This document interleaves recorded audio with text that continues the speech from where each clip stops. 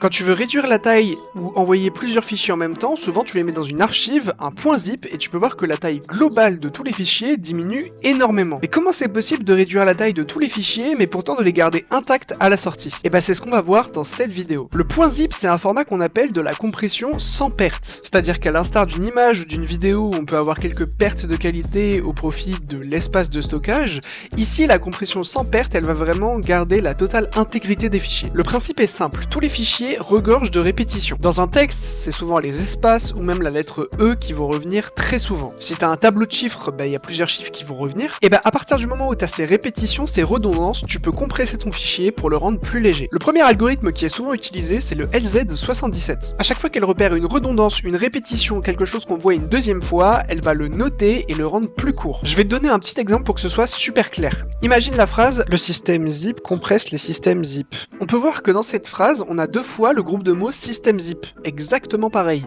Du coup, la deuxième occurrence, on n'a pas besoin de l'écrire telle quelle vu qu'on a déjà la première. À la place, on va la réduire par un groupe de nombres distance-longueur. La longueur, c'est la longueur du mot, et la distance, c'est la distance par rapport au mot original. Ici, le mot système zip fait 11 caractères de long, et la longueur depuis la première lettre, c'est-à-dire le S jusqu'à l'autre système zip, le premier, eh bien c'est 15. C'est comme ça qu'on se retrouve avec 15 et 11. Et là, on peut voir qu'on a une phrase qui est plus courte, qui va prendre moins de place, tout en gardant les mêmes informations. Mais ça ne s'arrête pas là, on a plein d'autres algorithmes, comme par exemple le codage Huffman. Je vais pas rentrer dans les détails parce que c'est vraiment très complexe à expliquer, et là j'ai pas le temps de faire ça dans cette vidéo. Évidemment, à la fin, on a une petite vérification pour vérifier que les fichiers sont toujours présents dans leur intégralité, et c'est bon, notre archive .zip est faite, tu peux l'envoyer. N'hésite pas à t'abonner pour plus de vidéos sur l'informatique.